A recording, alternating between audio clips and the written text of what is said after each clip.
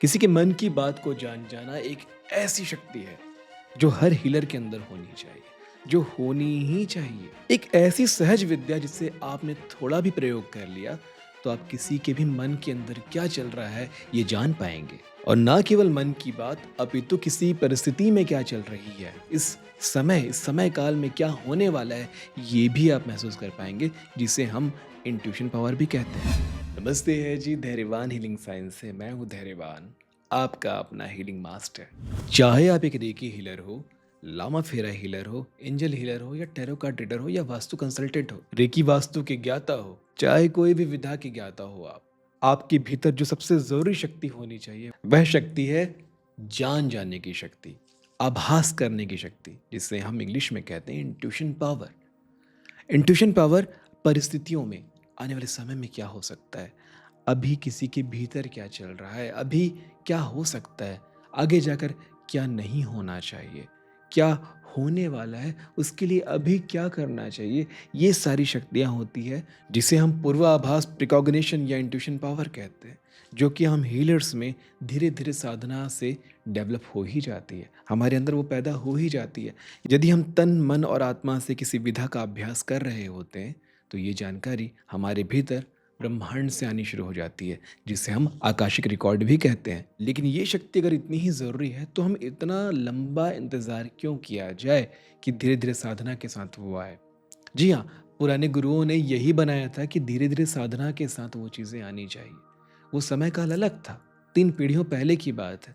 लेकिन अभी लोगों को, आपके क्लाइंट्स को, आपके अपनों को, और वह लोग जो आपके लिए पैसे खर्च करके, आपसे बात करने के लिए पैसे खर्च करके आपसे सलाह ले रहे हैं, तो उन्हें बहुत जल्दी आंसर चाहिए, बहुत जल्दी जवाब चाहिए। हुँ? तो उस कंडीशन में आपके अंदर ये शक्ति का आना बहुत आवश्यक है। तो इसके लिए आज मैं 3 विधि बताऊँगा जिसका प्रयोग आप कल से ही शुरू कर लीजिएगा, और आप देखेंगे कि अगले 21-22 दिनों में ही आपके भीतर शक्ति बढ़ चुकी होगी। आप अपने आप चीज़ों को पहले से जानने लग जाएँगे। लेकिन लेकिन जादू की किताब में नियम व शर्तें आखिर में लिखे होते हैं, तो इसके कुछ नियम व शर्त भी है जो कि इस अध्याय के अंत में मैं आपको समझाऊँगा। सबसे पहले आप समझिए कि आपको 3 वो क्रिया कौन-सी करनी है जिससे आपका इंट्यूशन पावर बढ़ेगा। पहला है त्राटक, बहुत पुरानी बात है, बहुत कही हुई बात है, हज़ार बार मैंने भी सिखाया है, लेकिन ये बहुत ज़रूरी है। त्राटक त्राटक क्रिया एक ऐसा अभ्यास है जो हर हीलर को सदैव करना चाहिए। क्या करना है? सिंपल, एक साधारण से दीपक को अपने हाथ की दूरी में रख लीजिए और उसे एकटक देखते रहिए। त्राटक त्राटक पे हमने बहुत सारे वीडियोस बनाए हुए हैं, मैंने त्राटक करके दिखाया हुआ है, और छोटे बच्चों के लिए हमने एक छोटा सा कोर्स भी बनाया है जिसमें हम त्राटक बच्चों को सिखा रहे हैं ताकि बचपन से ही उनके अंदर वो शक्ति डेवलप हो, जिससे वो अपनी पढ़ाई में, अपनी जॉब में, अपने करियर में, अपने बिजनेस में आने वाले समय में बहुत अच्छा कर पाएँ। ना केवल दीपक का त्राटक, अपितु उगते हुए सूर्य का त्राटक, ढलते हुए सूर्य का त्राटक। ध्यान रखना, सूर्य उगने के बाद का 40 मिनट का जो समय होता है वो होता है अश्वनी काल, जिसमें सेहत, स्वास्थ्य, यौवन प्राप्त होता है यदि उस समय आप सूर्य के साथ हो। और उसी समय से 10 मिनट ले लीजिए, यानी 40 मिनट को नहीं बोल रहा हूँ, 40 में से 30 को काट दीजिए। पहला जो 10 मिनट होता है वो होता है अखंड ज्योति काल, केवल 10 मिनट का। उगते हुए सूरज और ढलते हुए सूरज के समय का जो 10 मिनट होता है वो होता है अखंड ज्योति काल, जिसका त्राटक यदि आप 30 वर्षों तक कर लिए तो आप त्रिकालदर्शी हो जाएंगे। बहुत गहरी बात बोल रहा हूँ, केवल 30 वर्षों की साधना से आप त्रिकालदर्शी हो जाएंगे। लेकिन हमें इतना ज़्यादा भी कुछ नहीं चाहिए, हमें तो केवल अपने आसपास के लोगों की मदद करनी है, हमसे जुड़े हुए लोगों की सहायता करनी है। तो 30 वर्षों में अगर त्रिकालदर्शी हो सकता है तो सोचिए 1 वर्ष की साधना में क्या होगा, 1 महीने की साधना में क्या हो जाएगा। समझ पा रहे हैं? तो ये जो समय है सूर्योदय के समय का और सूर्यास्त के समय का 10 मिनट, आप दोनों में से कोई एक समय को चुन करके ये करें। तीसरा जो त्राटक विधि है वो है पूर्ण चंद्र, यानी कि फुल मून। हाँ, पूर्णिमा के चंद्रमा का त्राटक कीजिए। कितनी देर करना है? 10 ही मिनट तो करना है, कोई ऐसा तो नहीं है घंटों का काम बोल रहा हूँ।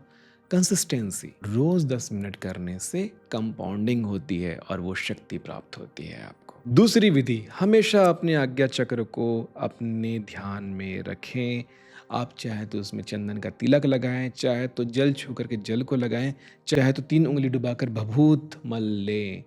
अपने आज्ञा चक्र को सदैव सुरक्षित रखें। हमेशा ध्यान में रखें कि आपका आज्ञा चक्र आप लेके चल रहे हैं। ये बिल्कुल ऐसा कि आप यहाँ एक मोती चिपका लिए और हमेशा आपका ध्यान है कहीं ये मोती गिर ना जाए, कि इस मोती यहाँ पे ये मोती है या नहीं। पकड़ में आई ना बात, कि एक मोती यहाँ पे रखा हुआ है, एक हीरा यहाँ पे रखा हुआ है जिसे आपको संभाल के चलना है। तो सदैव आपको इसका ध्यान रखना होगा। शुरुआत में थोड़ा कठिन लगेगा, एक समय के बाद वो सहज क्रिया हो जाएगी। आपके शरीर के बाकी अंग, आपका आपका ध्यान है कि आपका हाथ आपके कंधे में है या नहीं, आपका ध्यान है कि आपका नाक आपके सही जगह पे है या नहीं। कहीं पे भी एक छोटा सा भी मच्छर काट दे, खरोच आ जाए, तुरंत एक्टिव होता है ना शरीर। कैसे होता है? यही तो वैसे ही जब आप इस पर ध्यान रखना शुरू कर देंगे तो पत्थर नहीं रखना है, आज्ञा चक्र पर ध्यान रखना है। जैसे ही आप इस पर ध्यान रखना शुरू कर देंगे, 12, 15, 20 दिनों में ही आपका ध्यान सहज हो जाएगा। उसके वह ध्यान अंतर मन में चला जाएगा, है ना? तो वो मसल मेमोरी में जाएगा, आपको करना नहीं होगा, वो हो जाएगा। और ये करने मात्र से आप हमेशा सजग रहेंगे, अवेयर रहेंगे, साक्षी भाव में रहेंगे, आप दृष्टा होंगे। हर समय हर चीज़ को देख पाने की आपके अंदर क्षमता आएगी। तीसरा और सबसे महत्वपूर्ण कार्य, मौन। यदि आप सब कुछ जानना चाहते हैं, अगर आप समय से पहले चीज़ों को जान लेना चाहते हैं, किसी के मन की बात को आभास कर लेना चाहते हैं, क्या होने वाला है जान लेना चाहते हैं, तो मौन का अभ्यास कीजिए। शुरुआत 3 घंटे से कीजिए, 1 दिन, 3 दिन, 10 दिन तक लेकर के जाइए। जब हम विपස්සना करते हैं तो 10 दिनों तक मौन रहते हैं, किसी चीज़ से नहीं जुड़ते, और उसके बाद जो हमारी शक्ति और सामर्थ्य होता है वह अतुलनीय हो जाता है।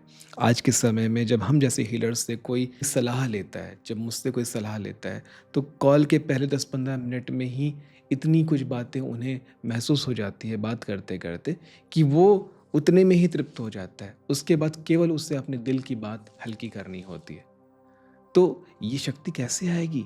मौन से आएगी। और ये मौन का अभ्यास इतना आवश्यक है क्योंकि हम हर समय बहस कर रहे होते हैं, अपने भीतर भी बहस ही कर रहे होते हैं। कोई इंसान सामने से कोई बात शुरू किया नहीं कि हमें अपनी कोई घटना याद आ जाती है और हम फिर अपना शुरू कर देते हैं। सुनना शुरू करो ना। मौन का अर्थ गूंगे होना है, बहरे होना नहीं। सुनिए, प्रकृति क्या कहती है, लोग क्या कहते हैं, आपका शरीर क्या कहता है, आपकी आत्मा क्या कहती है, आपके देवदूत क्या कहते हैं, परमात्मा क्या कहते हैं। सुनिए ना। चुप होंगे तब तो सुनेंगे। तो ये 3 विधि है जिसका अभ्यास आप कल से ही शुरू कर दीजिए और देखना तीसरे दिन ही आपको अलग लग जाएगा। बहुत शक्तिशाली महसूस करना शुरू करेंगे।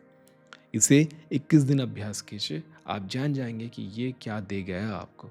और फिर जैसे ही 21 दिन आपका हो जाएगा ना, आपको खुद लगेगा ये तो जीवनचर्या होनी चाहिए, ये तो लाइफस्टाइल होनी चाहिए। हम जैसे हीलर्स जो इस तीनों विधाओं का अभ्यास प्रायः करते हैं, हम पूरे जीवन करते हैं, ये हमारा चर्या है, हम इसका पालन करते हैं और इसके लिए कोई मेहनत नहीं करनी पड़ती। बस शांत होना होता है, बस चुप होना होता है। और त्राटक का अभ्यास तो हर ही लिंग में आवश्यक है। तो आप कहेंगे मेरा तिलक कहाँ है? तिलक लगाने की आवश्यकता नहीं है, आपका ध्यान का पर्याप्त है। ध्यान को ले जाने के लिए तिलक की आवश्यकता पड़ती है ना? आप केवल जल छूकर के भी यहाँ रख देंगे तो भी पर्याप्त होगा।